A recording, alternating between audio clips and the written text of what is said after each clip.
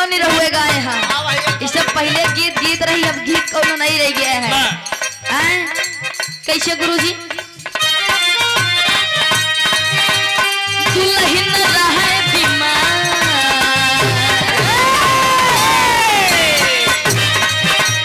दुल्हन रहे बीमार, निरहुआ निरहुआ सटल रहे, दुल्हन रहे बीमार, निरहुआ सटल रहे, दुल्हन रहे बीमार, निरहुआ सटल रहे। लेकिन ई के भाव में जब धोबिया गधा देखा तो बात एकदम बढ़िया खुश हो गया, आज हमार किस्मत लौट जाए बा, इतना बढ़िया गधा। तो धोबिया अपने मन मन में एकदम बढ़िया खुश होता। कैसे? चेहरे पे मुस्कान,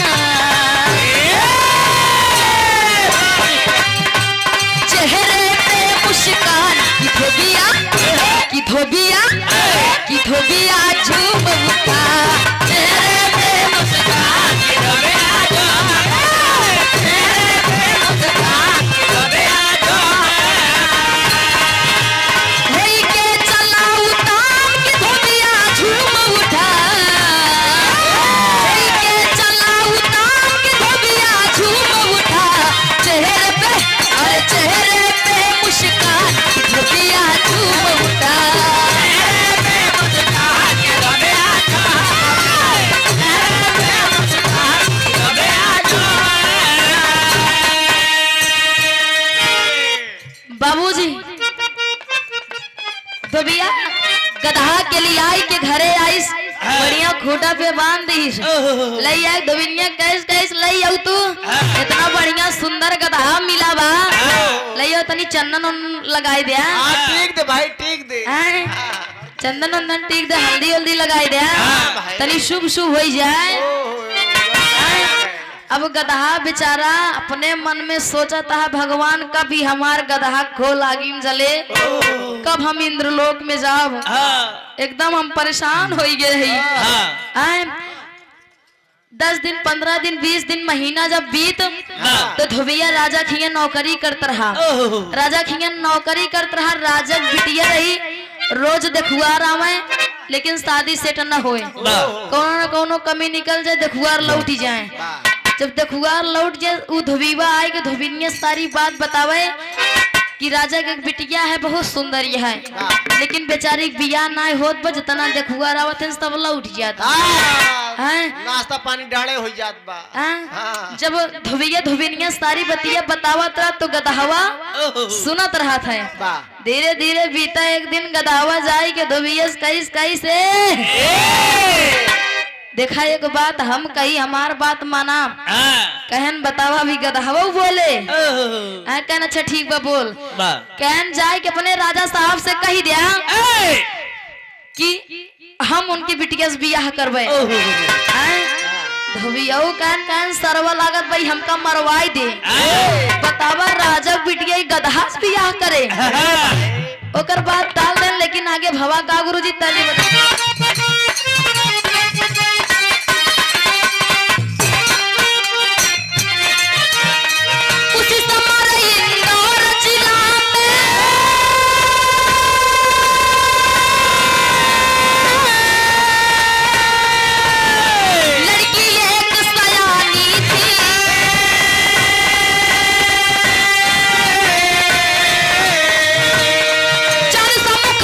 रूप की रानी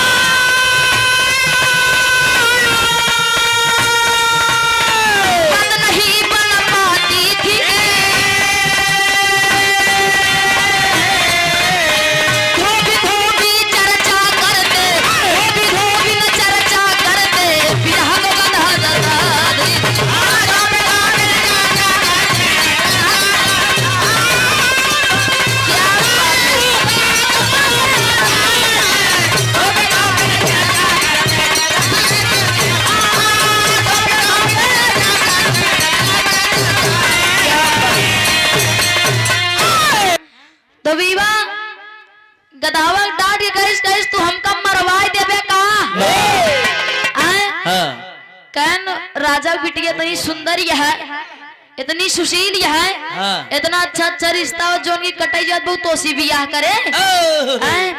एक दिन बहुत 2 दिन बहुत गदहवा रोज रोज कहा एक दिन धोबीवा फिर कही अच्छा ठीक बते बोल का कहा चाहते फिर से तोर बात सुनबे।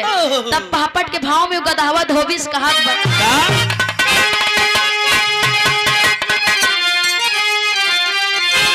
अरे बोला गदहा धोबी के सामनावा मनवा मानना।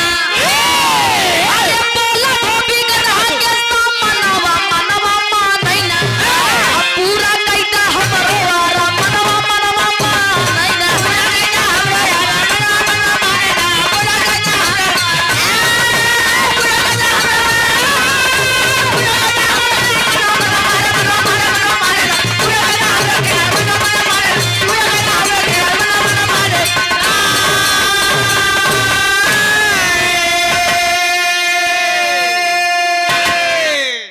कहे गदहावा कहे धोबी महाराज गुस्सा ना जोन कहा थी हमारा बतिया एक बार राजा तक पहुंचाए थे दिया।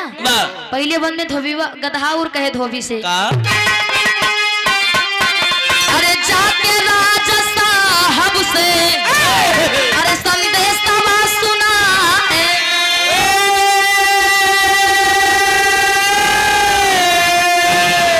अब बिटिया की शादी हमारे साथे कारवाई।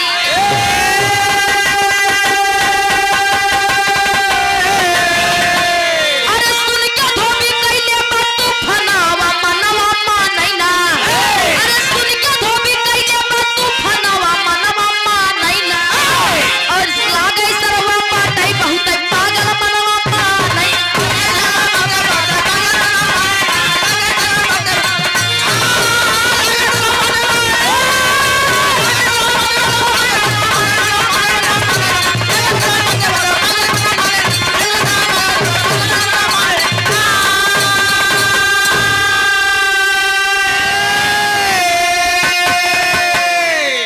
गदावा कहीं समा बतिया तो उनके तक पहुंचाई दिया।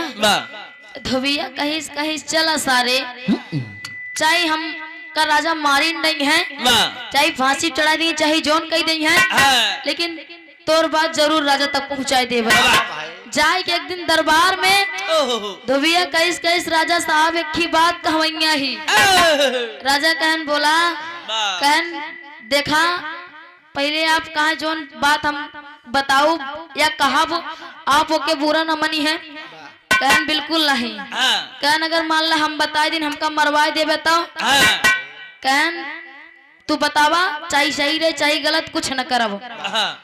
तब धोबिया कईस महाराज हमरे खिया गदहा बा जवाब खिया बात जाए हम अपने धोबिनिया से बताई थी। तू गदावा सारी बतिया सुनत रहा था।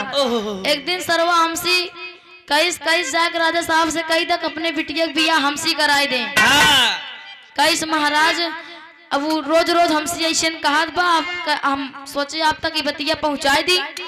तो राजा साहब अपने मन में सोचन कहन इतना बढ़िया बढ़िया रिश्ता बता कट जात बा बियाह ना होत बा। अगर वो गदहा हमरे बिटिया से बियाह करे बदे कहत बा कौनो न कौनो बात जरूर बा। लेकिन आल्हा के भाव लाग गुरुजी कैसे